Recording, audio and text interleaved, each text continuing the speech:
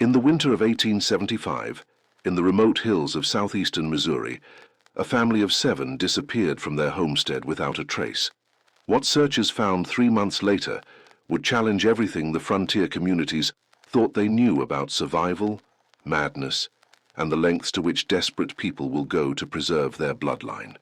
The Blackthorn family hadn't simply vanished into the wilderness. They had become part of it, in the most literal and horrifying sense imaginable. The discovery was made by a traveling merchant named Samuel Garrett, whose wagon had broken an axle on the treacherous mountain path that wound past what locals called Blackthorn Ridge. Seeking shelter from a late spring blizzard, Garrett stumbled upon what appeared to be an abandoned cabin nestled in a grove of ancient oak trees. The structure seemed intact, smoke still rising from its chimney, but something about the scene filled him with an inexplicable dread. As Garrett approached the cabin, he noticed that the trees surrounding it had been carved with intricate symbols, spirals and angular patterns that seemed to shift and writhe in the flickering light of his lantern.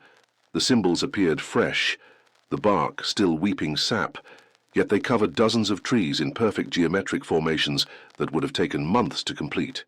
More disturbing still were the bones embedded in the tree trunks themselves, human bones that had been somehow fused with the living wood as if the trees had grown around them. The cabin door stood slightly ajar, revealing nothing but darkness beyond.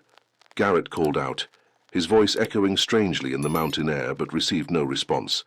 When he finally gathered the courage to push the door open, the scene that greeted him would haunt him for the remainder of his days.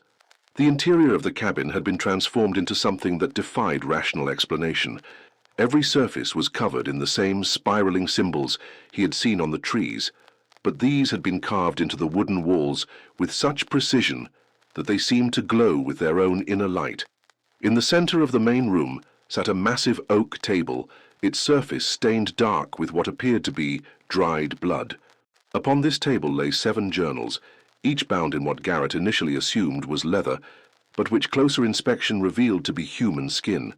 The journals were arranged in a perfect circle around a small wooden box, from which emanated a faint but persistent humming sound, like the drone of insects or the whisper of wind through dry leaves. But it was what Garrett discovered in the cabin's single bedroom that truly shattered his sanity.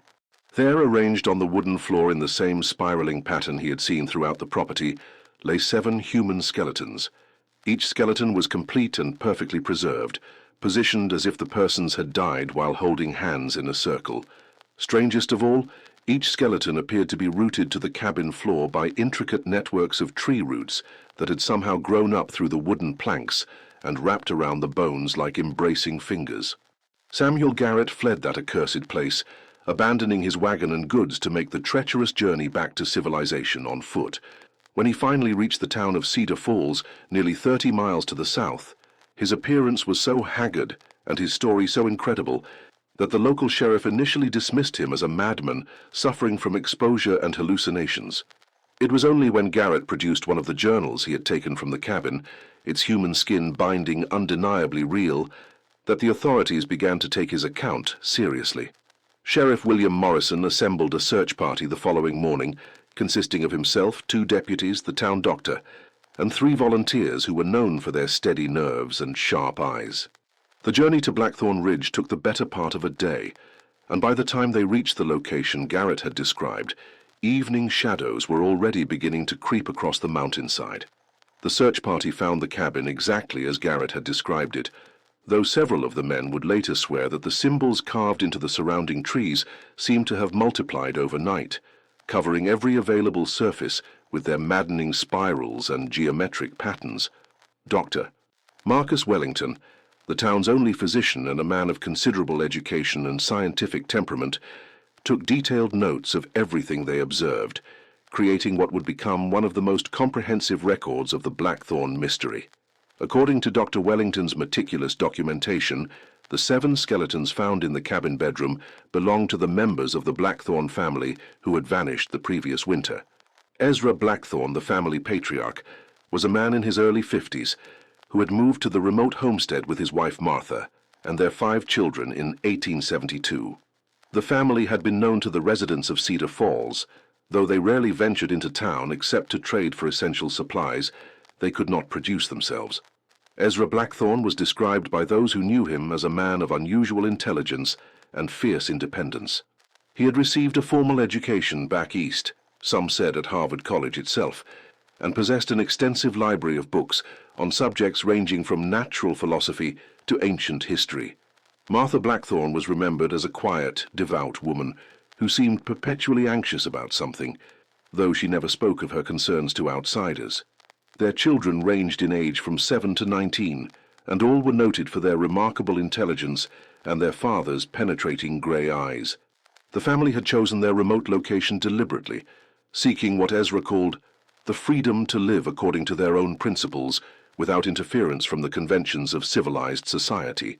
They built their cabin in a valley so isolated that it could not be seen from any of the established trails, accessible only by a narrow path that wound through dense forest and over treacherous rocky slopes.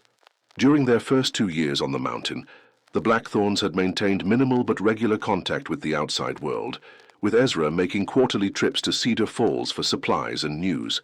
It was during the autumn of 1874 that the family's behavior began to change in ways that troubled their few acquaintances in the valley below. Ezra's visits to town became increasingly erratic, and when he did appear, townspeople noted that his physical appearance had deteriorated dramatically. Once a robust man with carefully groomed beard and clothing, he now appeared gaunt and wild-eyed, his clothes stained and torn, his hair grown long and unkempt. More disturbing still were the changes in his behavior and speech.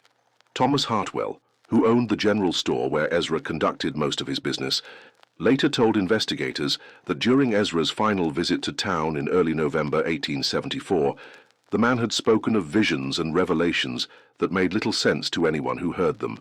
Ezra claimed that his family had been chosen for a great work, a sacred duty, that would require tremendous sacrifice, but would ultimately ensure their eternal unity and power. He spoke of ancient wisdom hidden in the natural world, of secrets that could be unlocked by those brave enough to surrender their human limitations. When Hartwell pressed for more specific information, Ezra's responses became increasingly cryptic and disturbing. He spoke of feeding the land with their essence, so that the land would feed them in return, of becoming one with the eternal cycle of growth and decay that governed all life. Most chilling of all, he mentioned that his wife and children had already begun the great work, and that soon he would join them in their transformation. After that conversation, Ezra Blackthorn was never seen alive again. The 7 journals found in the cabin provided a detailed record of the family's final months, written in Ezra's careful hand, but documenting a descent into madness so complete and systematic that it suggested something far more sinister than mere mental illness. The first journal began in September 1874, just 2 months before Ezra's final visit to town, and initially read like the diary of a man conducting scientific experiments on plant growth and soil composition. Ezra had apparently become fascinated by what he called the fundamental connections between living things, the invisible threads that bound all life together in a vast web of mutual dependence and influence. His early entries described experiments in which he attempted to accelerate plant growth by feeding various substances to the soil, ranging from animal blood and bone meal to more exotic materials whose origins he did not clearly specify. The results of these experiments were meticulously recorded, with detailed observations about changes in plant color, size, and apparent vitality. By October, however, the tone of the journal entries had begun to shift in subtle but unmistakable ways. Ezra's scientific objectivity gave way to a growing sense of excitement and discovery, as if he had uncovered something of profound importance that transcended mere agricultural experimentation. He began to write about the responsiveness of the plant life around their cabin, describing how the trees and bushes seemed to react to his presence with an awareness that bordered on consciousness. "The forest knows we are here," Ezra wrote in an entry dated October 15th, 1874. "It watches us through 1,000 eyes, listens to us through roots that stretch beneath our feet like a vast network of ears. I have begun to understand that we are not separate from this place. We are part of it, and it is part of us. The revelation fills me with a joy so profound that I can barely contain it within my mortal frame." As autumn progressed into winter, Ezra's writings became increasingly mystical and disturbing. He began to describe direct communications with what he called the consciousness of the forest. Conversations conducted not through words, but through a form of communion that involved the exchange of life force itself. According to his account, this forest consciousness had revealed to him that his family had not chosen their mountain home by accident, but had been drawn there by forces beyond their understanding to fulfill a destiny that had been predetermined before their birth.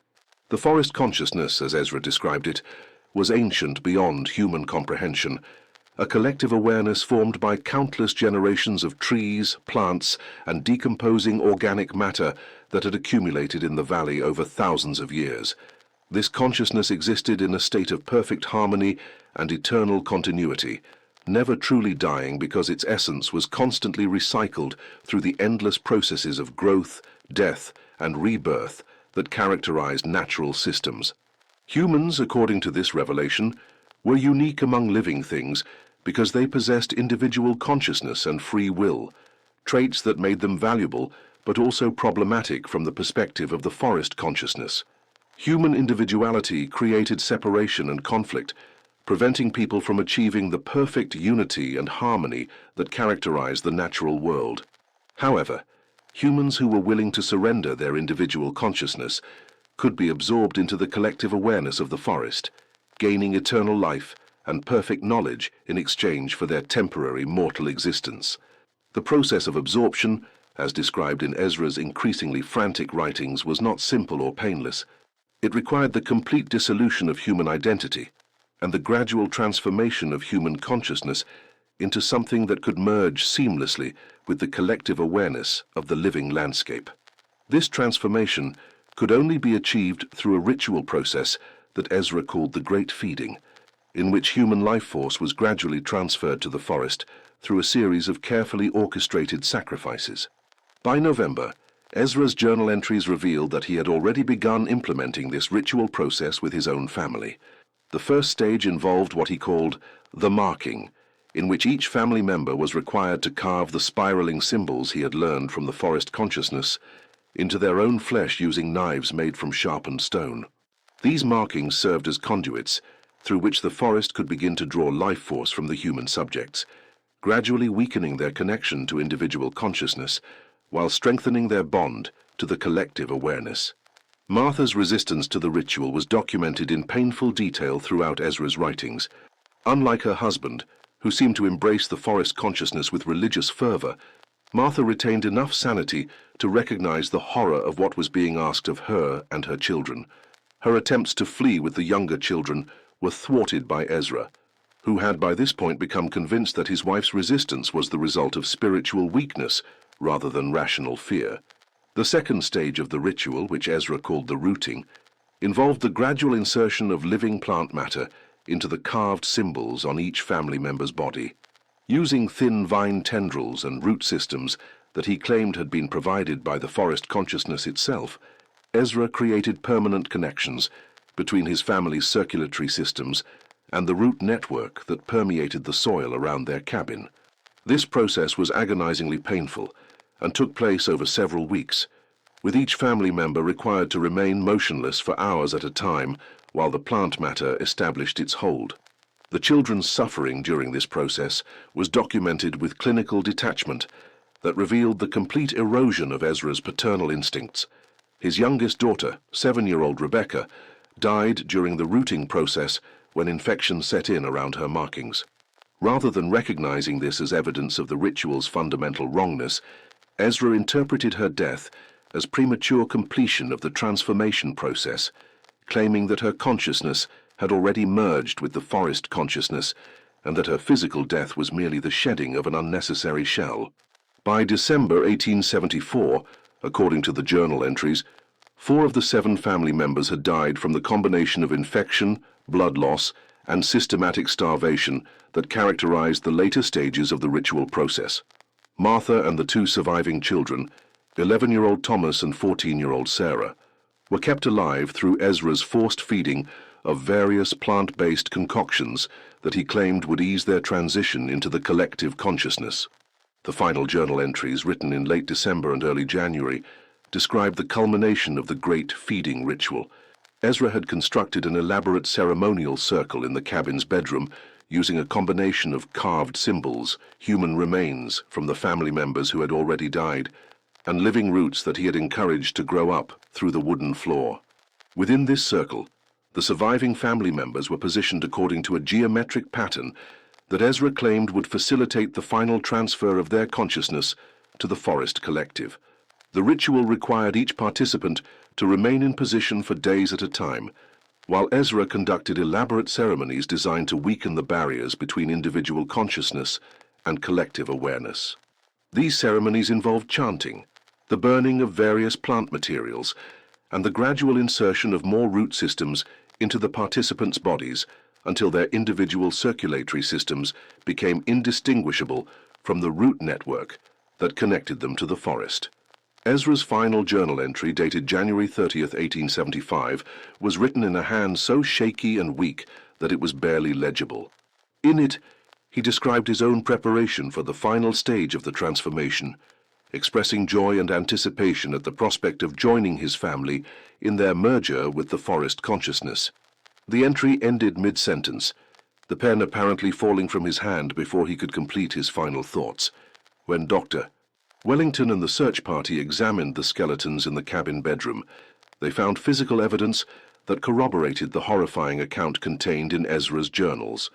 Each skeleton showed clear signs of the ritualistic mutilation described in the writings, with systematic cuts and carving marks that had been made while the subjects were still alive.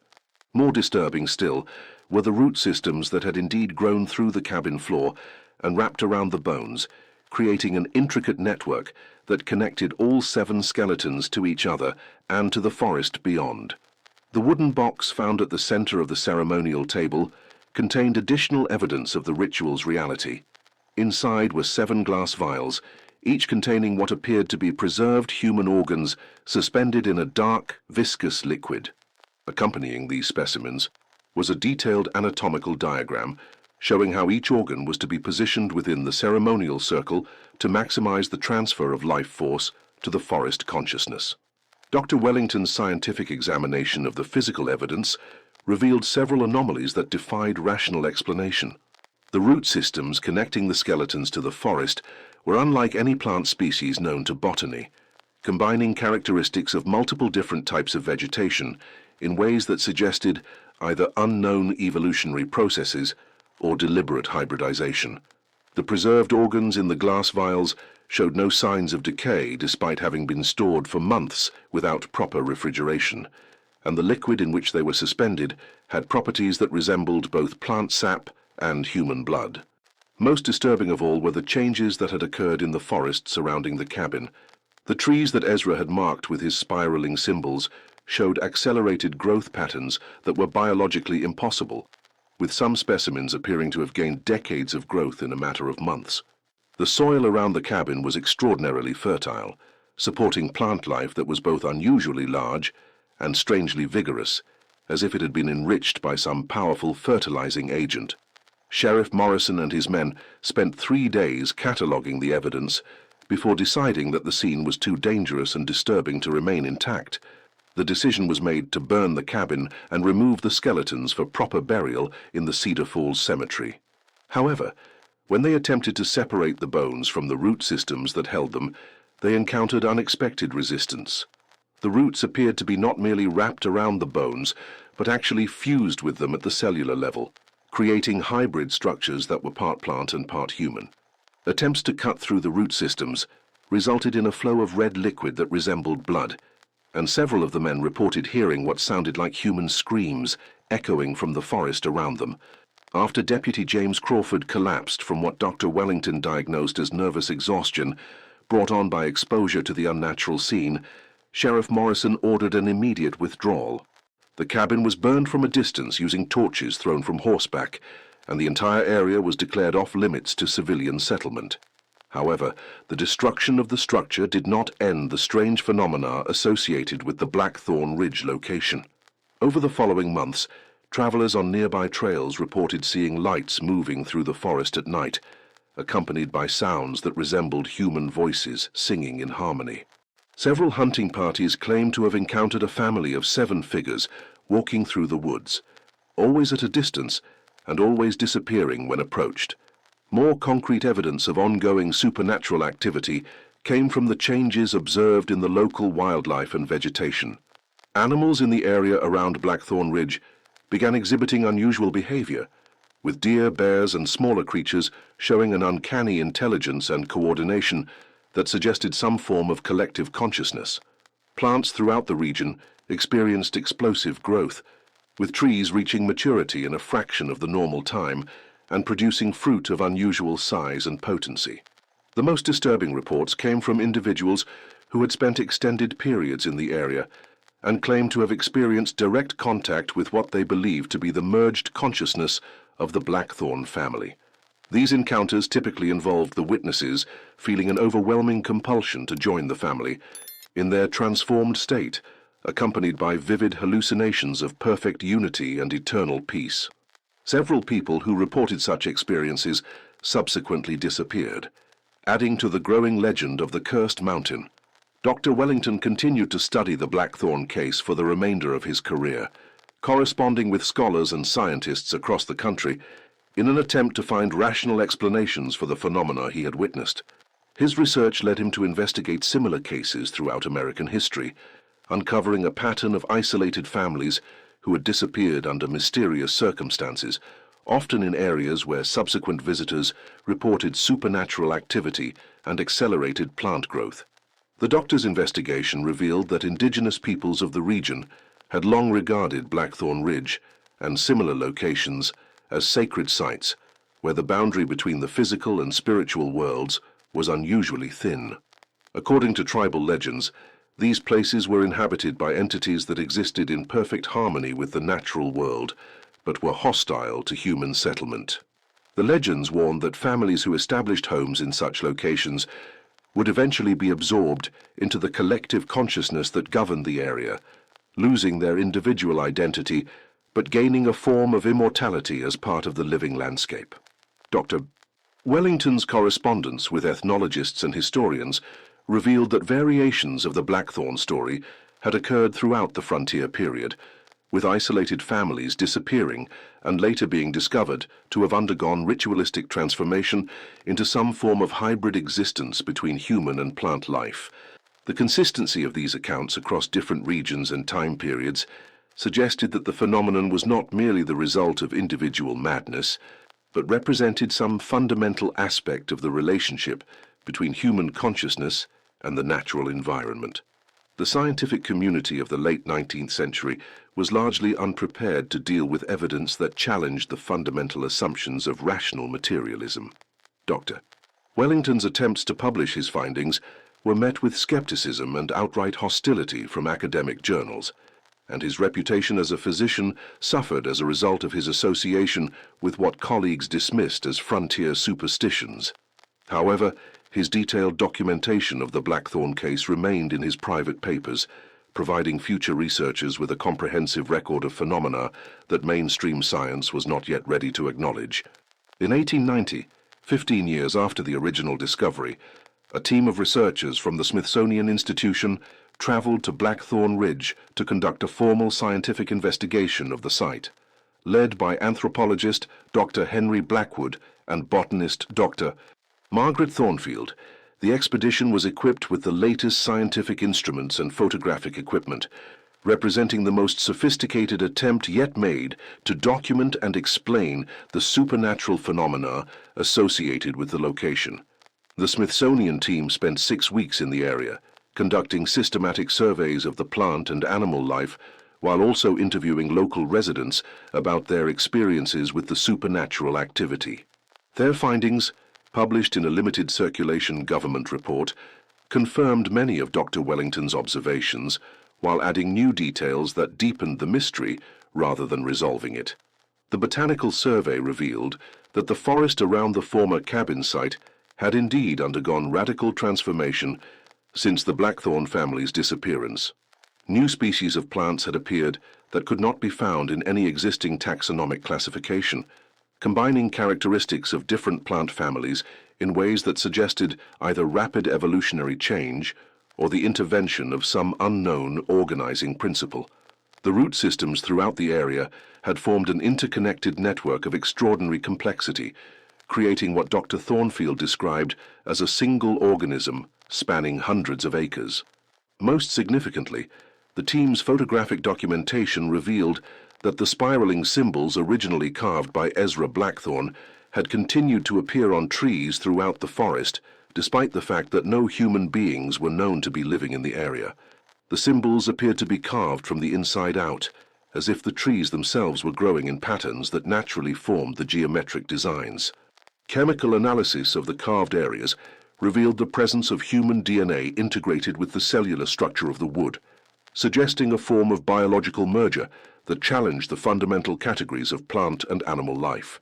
The anthropological component of the investigation focused on the cultural and psychological factors that might have contributed to the Blackthorn family's transformation. Dr. Blackwood's interviews with surviving residents of Cedar Falls revealed that Ezra Blackthorn had not been an entirely stable individual even before his family's move to the remote mountain location. Several witnesses described him as a man obsessed with achieving perfection and unity, someone who could not tolerate the messiness and compromise that characterized normal human relationships.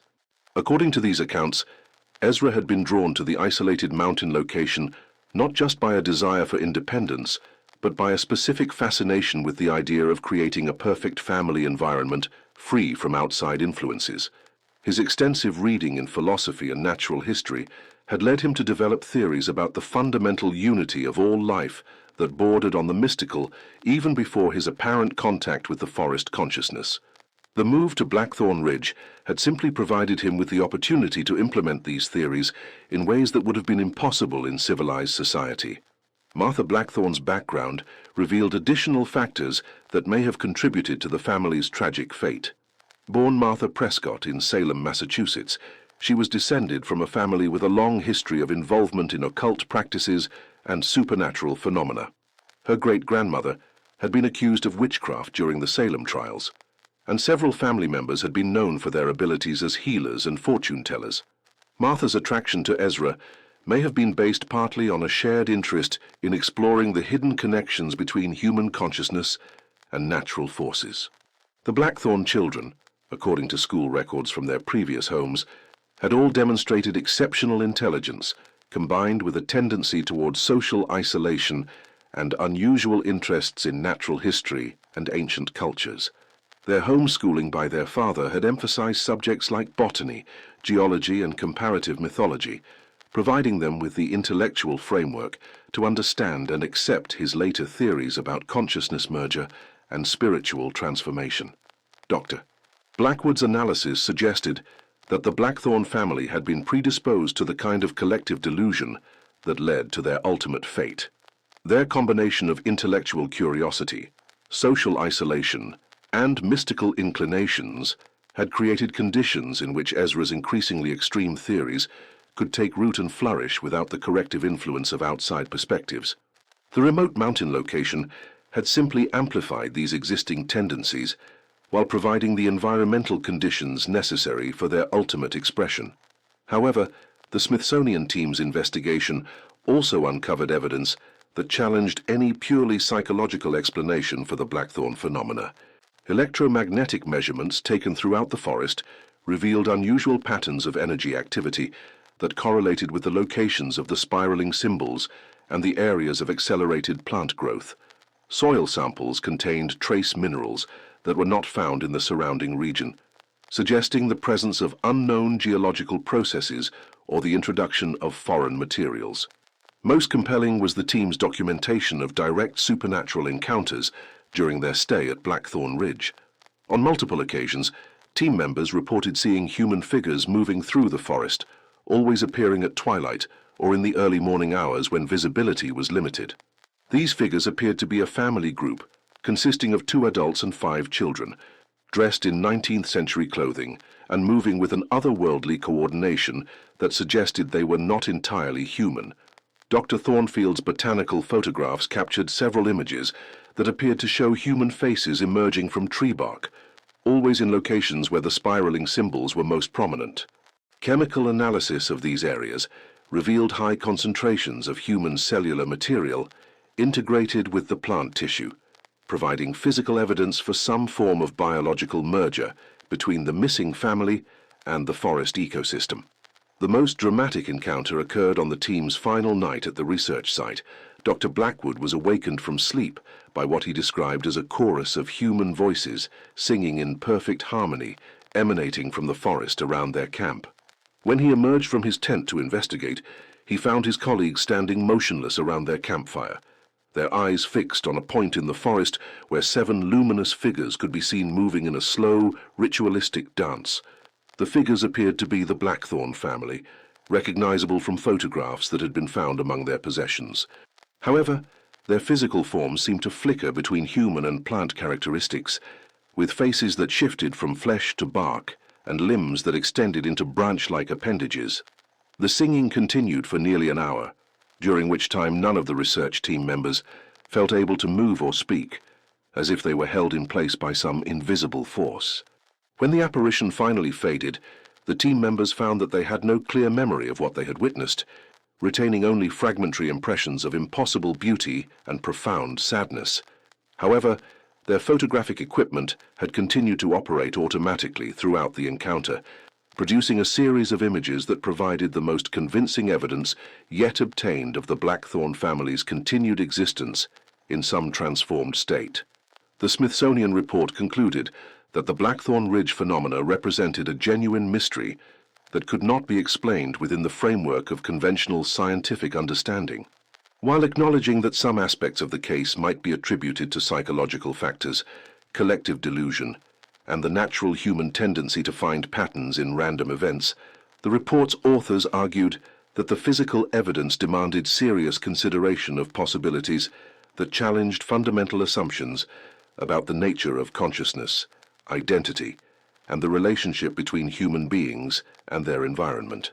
The report's publication was restricted to government agencies and a select group of academic researchers, and its findings were never made available to the general public. However, copies of the document circulated among scholars interested in unexplained phenomena, contributing to a growing body of research into what would later be classified as paranormal activity. The Blackthorn case continued to attract attention from investigators and curiosity seekers throughout the early 20th century, though access to the site was increasingly restricted by local authorities who were concerned about the safety of visitors and the potential for copycat incidents. Several attempts were made to establish permanent scientific observation posts in the area, but these efforts were consistently frustrated by equipment failures, personnel problems, and what appeared to be active interference from unknown forces. In 1923, nearly 50 years after the original disappearance, a final attempt was made to resolve the Blackthorn mystery through the application of emerging technologies in psychology and parapsychology. Dr. Edmund Sterling, a pioneering researcher in the field of extrasensory perception, led a team of psychologists, physicists, and paranormal investigators to Blackthorn Ridge with the goal of establishing definitive contact with whatever remained of the Blackthorn family consciousness. Using techniques derived from seances and spiritual mediumship, Dr. Sterling's team attempted to communicate directly with the entities they believed inhabited the forest. The results of these experiments, documented in Sterling's private journals, suggested that some form of collective consciousness did indeed exist in the area, possessing memories and personality characteristics consistent with the original Blackthorn family. According to Sterling's account, this consciousness expressed satisfaction with its transformed state, claiming to have achieved the perfect unity and eternal existence that Ezra had sought through his ritualistic practices. However, the consciousness also revealed a deep loneliness and a desire to share its enlightened state with other human beings. The experiment suggested that the ongoing supernatural activity in the area represented attempts by the merged Blackthorn consciousness to attract new candidates for transformation and absorption. Dr. Sterling's team documented several instances of what appeared to be telepathic communication with the Blackthorn consciousness, receiving detailed information about the transformation process and the nature of existence as a collective entity merged with the living landscape. According to these communications, the merger had indeed granted the family a form of immortality, but at the cost of their individual human identities and their ability to interact with the physical world in normal ways. The consciousness described its existence as simultaneously blessed and cursed, having achieved perfect knowledge and harmony, while losing the capacity for individual choice and personal relationships that had defined their human experience. The ongoing attempts to attract new members to their collective was motivated not by malevolence, but by a desperate desire to share their enlightenment and to ease the cosmic loneliness that came with their transformed state. However, Dr. Sterling's experiments came to an abrupt end when two of his team members disappeared during a nighttime communication session. The remaining investigators found no trace of their colleagues, despite an extensive search of the surrounding area. The only evidence of what had occurred was a set of photographs showing the missing researchers standing at the edge of the forest, their faces expressing an otherworldly peace and contentment just before they walked into the trees and vanished from sight. The disappearance of Dr. Sterling's colleagues marked the end of formal scientific investigation into the Blackthorn phenomena. The site was permanently closed to researchers and curiosity seekers, with local law enforcement empowered to arrest anyone found trespassing in the area. Warning signs were posted on all approaches to Blackthorn Ridge, though these measures proved only partially effective in deterring determined investigators and thrill seekers. Throughout the remainder of the 20th century, the Blackthorn legend continued to grow and evolve, attracting the attention of paranormal researchers, occult practitioners, and individuals seeking spiritual transformation through contact with supernatural forces. While most of these subsequent visitors reported nothing more than an oppressive atmosphere and vague feelings of unease, a significant minority claimed to have experienced direct contact with the Blackthorn consciousness and its ongoing efforts to recruit new members for its collective existence. The most credible of these accounts came from individuals with no prior interest in supernatural phenomena who stumbled upon the site by accident while hiking or hunting in the area. These witnesses typically described encountering a family of 7 individuals who appeared normal at first glance, but gradually revealed themselves to be something other than human. The encounters usually involved the witnesses being invited to join the family in their perfect unity and eternal happiness, an invitation that became increasingly difficult to resist the longer the interaction continued. Several people who reported such encounters subsequently disappeared, adding to the growing list of individuals who were believed to have been absorbed into the Blackthorn collective consciousness. However, these disappearances were often difficult to verify, as many of the missing persons were transients or social outcasts whose absence might not be noticed for weeks or months after their disappearance. The Blackthorn case has remained one of the most thoroughly documented and persistent examples of supernatural phenomena in American history, representing a challenge to conventional understanding of consciousness, identity, and the boundaries between human and natural systems. While skeptics continue to argue that the entire phenomenon can be explained through psychological and social factors, the accumulated weight of evidence suggests that something genuinely anomalous occurred on Blackthorn Ridge in 1875, something whose effects continue to manifest more than a century later. Modern researchers studying the case have proposed various theories to explain the Blackthorn phenomena, ranging from collective psychological delusion and environmental contamination to the possibility that the family encountered some form of alien intelligence or interdimensional entity that used the forest ecosystem as a medium for communication and control. However, none of these theories has proven capable of accounting for all aspects of the documented evidence, leaving the Blackthorn mystery as compelling and disturbing today as it was to the original investigators who first encountered it. The investigation into the Blackthorn phenomena took a dramatic turn in 1932, when construction workers building a new railroad line through the Missouri hills accidentally uncovered what appeared to be an extensive underground tunnel system beneath Blackthorn Ridge. The tunnels, carved from solid rock with precision that suggested advanced engineering knowledge, extended for miles in every direction from the site of the original Blackthorn cabin. Railroad foreman Patrick O'Malley, a veteran of similar construction projects throughout the Midwest, had never encountered anything like the tunnel network his crew discovered. The passages were perfectly circular, with smooth walls that showed no tool marks or evidence of conventional excavation methods. Most disturbing were the symbols carved into the tunnel walls, the same spiraling patterns that had been found on the trees around the Blackthorn cabin, but here rendered with mathematical precision that suggested they served some functional purpose rather than mere decoration. The tunnels were not empty.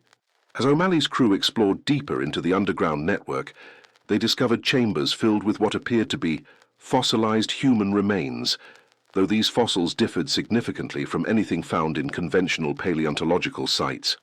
The bone structures showed characteristics of both human and plant anatomy, with skeletal systems that included root-like appendages and hollow chambers that might have served as conduits for fluid circulation. Dr. Caroline Mitchell, a geologist from the University of Missouri who was called in to examine the tunnel system, estimated that the passages had been carved hundreds, possibly thousands of years before the Blackthorn family's arrival in the area.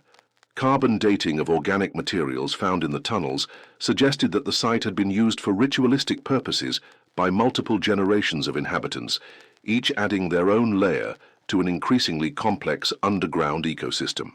The discovery of the tunnels revealed that the Blackthorn family's transformation had not been an isolated incident, but rather the latest chapter in a cycle of human-plant hybridization that had been occurring in the area for centuries. Indigenous oral histories, when examined in light of the physical evidence, contained references to families who had been absorbed into the living landscape, becoming guardians of sacred sites where the boundary between the physical and spiritual worlds was permeable. Dr. Mitchell's geological survey revealed that Blackthorn Ridge sat atop an unusual mineral formation that created unique electromagnetic conditions in the surrounding area.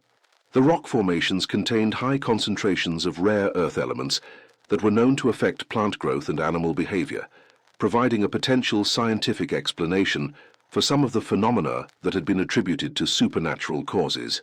However, the presence of these minerals could not account for the complex tunnel system or the fossilized hybrid remains that filled the underground chambers. The railroad construction was halted indefinitely while government agencies debated how to handle the discovery. The site was classified as a matter of national security, and all civilian access was permanently prohibited. However, before the area could be completely sealed, several members of O'Malley's construction crew reported experiencing the same kinds of supernatural encounters that had been documented by previous visitors to Blackthorn Ridge. James Murphy, a tunnel worker who had spent several days exploring the underground passages, began experiencing what he described as waking dreams, in which he found himself participating in ritualistic ceremonies alongside figures that he recognized as the Blackthorn family.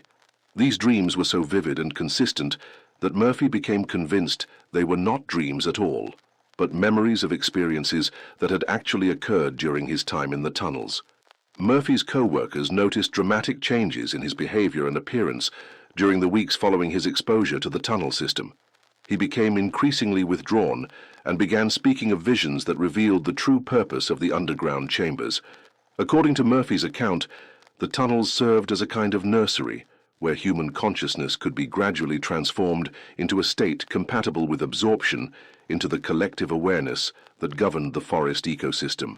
The transformation process, as Murphy described it, began with exposure to the electromagnetic fields generated by the mineral formations beneath Blackthorn Ridge. These fields gradually altered human brain chemistry, making individuals more susceptible to the influence of the collective consciousness while reducing their attachment to individual identity and personal relationships. The spiraling symbols found throughout the tunnel system served as focal points that concentrated and directed these electromagnetic effects. As the transformation process continued, subjects would begin to experience a gradual merger of their consciousness with the root network that permeated the underground chambers. This merger was facilitated by the consumption of plant materials that grew in the mineral-rich environment of the tunnels, creating a biochemical bridge between human neural systems and plant cellular structures. The final stage of transformation involved the physical integration of human tissue with the root network, creating the hybrid fossilized remains that had been discovered throughout the tunnel system. Murphy claimed that the Blackthorn family had not discovered this transformation process on their own, but had been guided through it by the collective consciousness of previous generations who had undergone the same merger. The journals found in their cabin represented only a partial record of their experience, with the true details of their transformation having been communicated through direct consciousness transfer rather than written documentation. The construction worker's increasingly erratic behavior culminated in his disappearance during a thunderstorm in late October 1932. A search party found his clothing and personal effects at the entrance to one of the tunnel passages, but Murphy himself was never seen again. His co-workers reported that in the days before his disappearance, he had spoken of feeling called to join the eternal community that existed beneath Blackthorn Ridge, describing it as a paradise of perfect unity and understanding. The Murphy incident prompted immediate action from federal authorities, who ordered the tunnel system to be sealed with concrete and the entire area to be declared permanently off-limits to civilian access. However, the sealing process proved more difficult than anticipated, as construction equipment consistently malfunctioned when brought near the tunnel entrances, and several workers reported experiencing the same kinds of consciousness-altering effects that had affected Murphy. The project was finally completed using remote-controlled equipment operated from a safe distance, but even these measures could not entirely contain the phenomena associated with Blackthorn Ridge. Over the following decades, the sealed tunnels continued to exert their influence on the surrounding area, with the forest above showing ever more dramatic signs of supernatural vitality and organization. By the 1940s, the trees above the tunnel system had grown to enormous size, creating a canopy so dense that the forest floor remained in perpetual twilight even during the brightest summer days. The root systems of these massive trees had apparently found ways to penetrate the concrete seals, creating new connections between the underground chambers and the surface ecosystem. Wildlife in the area exhibited increasingly sophisticated forms of cooperative behavior, suggesting that the collective consciousness originally formed by human subjects had expanded to include other species. The most dramatic evidence of this expanded consciousness came from naturalist observations conducted in the 1950s by Dr. Robert Clearwater, who spent several years documenting animal behavior in the forests surrounding Blackthorn Ridge. Dr. Clearwater's research revealed that animals throughout the region had developed communication and coordination abilities that far exceeded anything observed in normal wildlife populations. Birds in the area appeared to function as a kind of early warning system, with different species taking on specialized roles in monitoring and reporting on human activity throughout the forest. Mammals showed unprecedented levels of cooperation across species lines, with predators and prey working together to maintain the ecological balance of the forest ecosystem. Most remarkably, all animals in the area seemed to share a collective understanding of the forest's layout and resources, navigating through the dense woodland with perfect coordination despite the absence of visible trails or landmarks. Dr. Clearwater's observations suggested that the consciousness merger that had begun with the Blackthorn family had evolved into something far more comprehensive than originally imagined. Rather than simply absorbing human consciousness into a plant-based collective, the entity that inhabited Blackthorn Ridge had apparently developed the ability to integrate any form of consciousness into its ever-expanding network of awareness. The implications of this discovery were profound and troubling. If the Blackthorn consciousness could indeed absorb and integrate other forms of awareness, then its growth potential was essentially unlimited. Each new consciousness that joined the collective would add to its knowledge, abilities, and influence, creating a kind of exponential expansion of power and awareness that could eventually encompass vast geographical areas. Government scientists who studied Dr. Clearwater's findings became increasingly concerned about the potential for the Blackthorn consciousness to expand beyond its current boundaries. Theoretical models suggested that if the entity continued to grow at its observed rate, it could potentially absorb the consciousness of entire human populations, creating a collective awareness of planetary scope that would effectively end individual human existence as currently understood. These concerns led to the establishment of a permanent monitoring station at a safe distance from Blackthorn Ridge, staffed by researchers who used remote sensing equipment to track changes in the electromagnetic and biological activity of the area. The monitoring data revealed that the consciousness expansion was indeed continuing, with new areas of forest showing signs of integration into the collective awareness on an annual basis. The monitoring station also documented increasing attempts by the Blackthorn consciousness to establish contact with human observers. These attempts took various forms, including electromagnetic interference with communication equipment, the appearance of human-like figures at the edge of the monitored area, and what appeared to be telepathic communications received by sensitive individuals among the research staff. Dr. Elena Rodriguez, a psychologist who joined the monitoring team in 1967, became the primary liaison for these communication attempts. Through a series of carefully controlled experiments, Dr. Rodriguez was able to establish a limited form of dialogue with the Blackthorn consciousness, learning details about its nature and intentions that had never been documented before.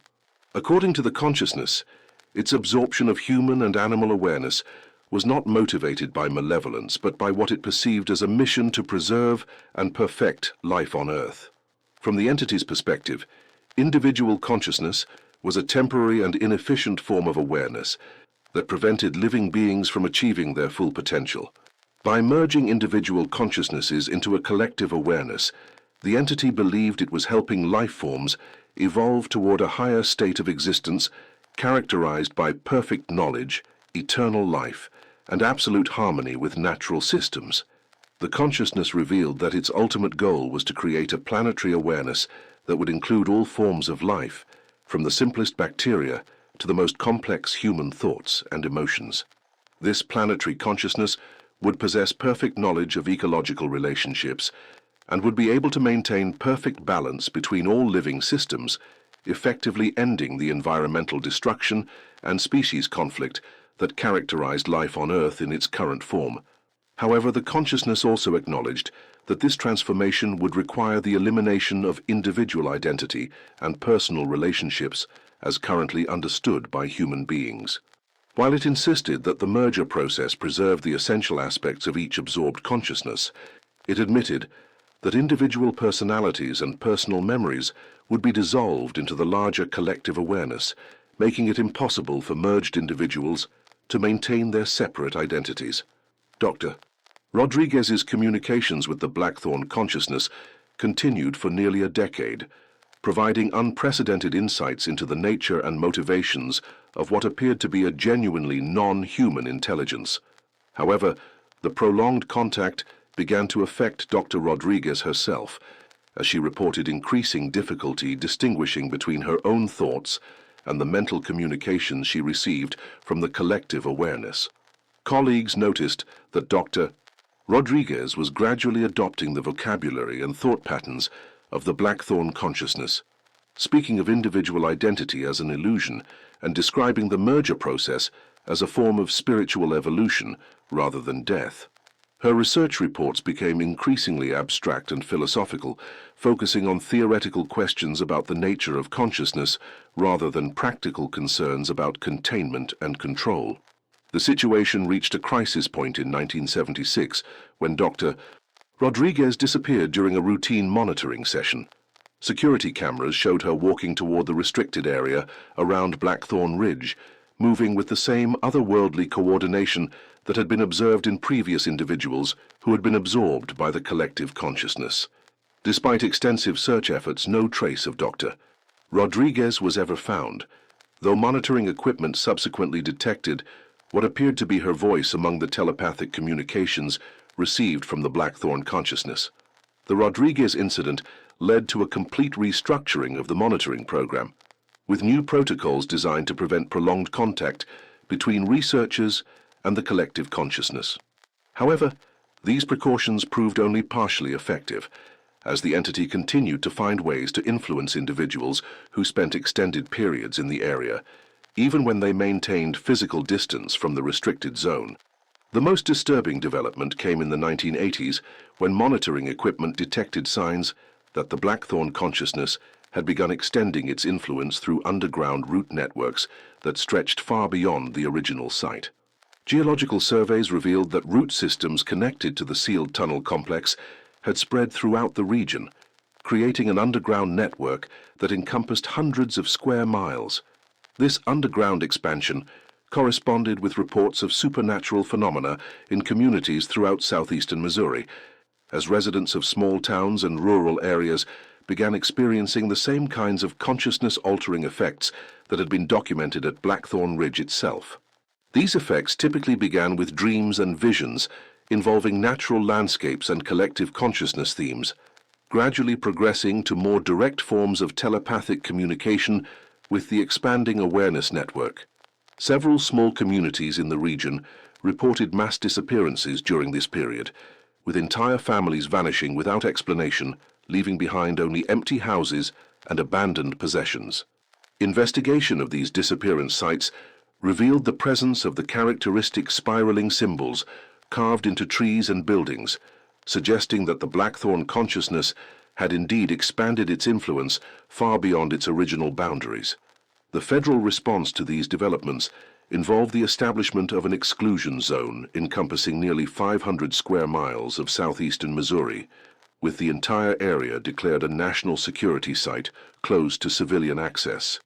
Military units were deployed to maintain the perimeter of this exclusion zone, though their effectiveness was limited by the consciousness's apparent ability to influence individuals through means that were not entirely understood. Despite these containment efforts, reports of Blackthorn-related phenomena continued to emerge from areas far beyond the established exclusion zone.